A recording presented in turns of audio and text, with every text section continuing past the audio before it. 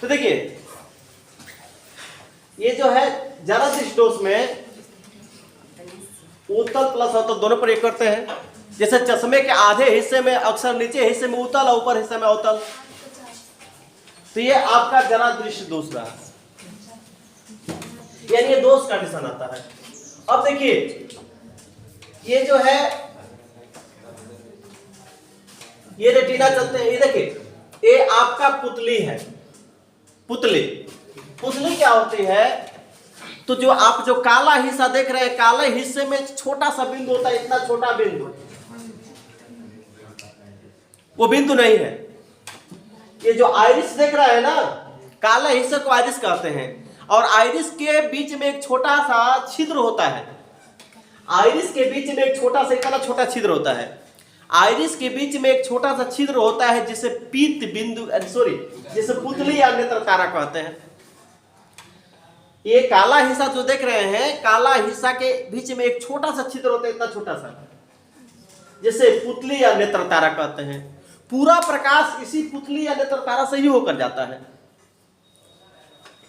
नेत्र लेंस में मैंने प्रकाश, नेत्र लेंस में प्रकाश पुतली या नेत्र तारा से ही होकर गुजरता है। पूरे जितने प्रकाश आता है ये मात्र इतने छोटे छिद्र से ही प्रवेश करता है। अब देखिए ये जो हमारा कंडीशन है, यानी पुतली को क्या कहते हैं, ध्यान दीजिए। पुतली जो होती है, आइरिस के बीच में एक छोटा सा छिद्र होता है जिसे पुतली कहते हैं।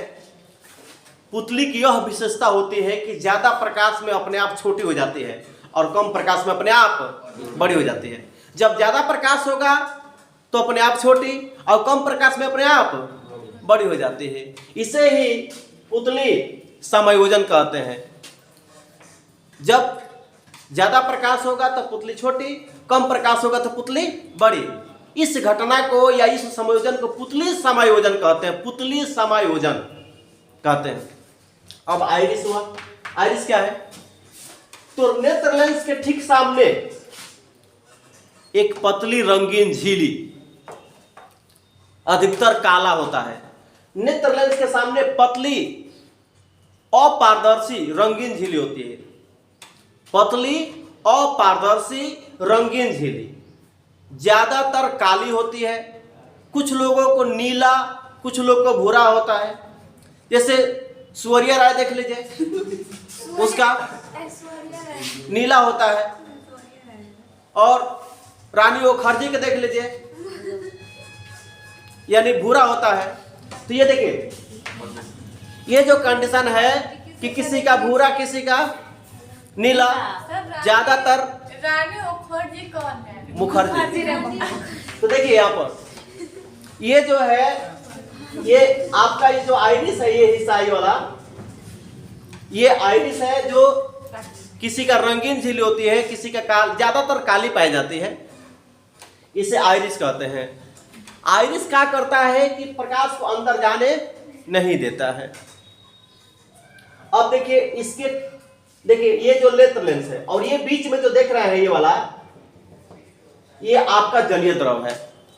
जलीय द्रव, इसको कांच द्रव बोलते हैं, कचाप द्रव बोलते हैं, इसको जलीय द्रव बोलते हैं। तो नेत्र लेंस और ये कार्निया है, नेत्र लेंस और कार्निया के बीच में एक चिपचिपा पारदर्शी थोड़ा नमकीन जैसा द्रव होता है, लेकिन इससे कम गाढ़ा होता है। ये गाढ़ा होता है, ऐसे थोड़ा सा नॉर्मली गाढ़ा होता है। इसका भी अपर्तांक 1.336 में होता है। जलीय द्रव का भी अपर्तांक 1.336 होता है। तो हम कैसे बोलेंगे जलीय द्रव का? नेत्र लेंस और कार्निया के बीच में एक चिपचिपा पारदर्शी गाढ़ा द्रव होता है, जिसे जलीय द्रव के नाम से जाना जाता है। अब जो है ये कार्निया, देखिए कार्निया मानव नेत्र के ऊपरी विभाग में, मानव नेत्र के ऊपरी विभाग में एक पतली पारदर्शी, आर पर दिखाई देने वाली पतली पारदर्शी झिल्ली होती है, जिसे कार्निया कहते हैं। ये पूरा प्रकाश कार्निया से होकर ही जाता है। प्रकाश जो है कार्निया से होकर जाता है। पर कार्निया जो है हमारे नेत्र के आंतरिक भागों को सुरक्षा करती है, अंदर को धूल कण को जाने को रोकती है। ये कार्निया क्या है? एक प्रकार की परत है जो अंदर धूल कण आदि को जाने से रोकती है।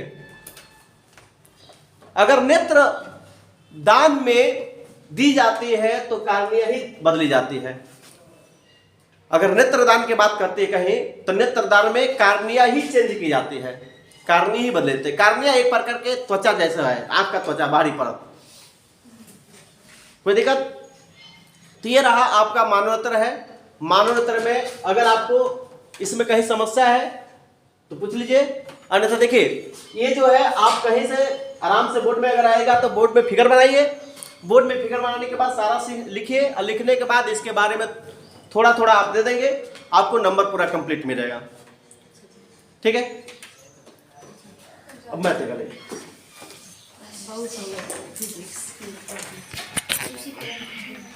तो एक वीडियो बना देता हूं, थोड़ा कॉन्टेंट बोल दीजिए, उसमें भी ये वो कर चलिए लिखो तो चोरी रह के जाई नु ताई लोग के पड़ी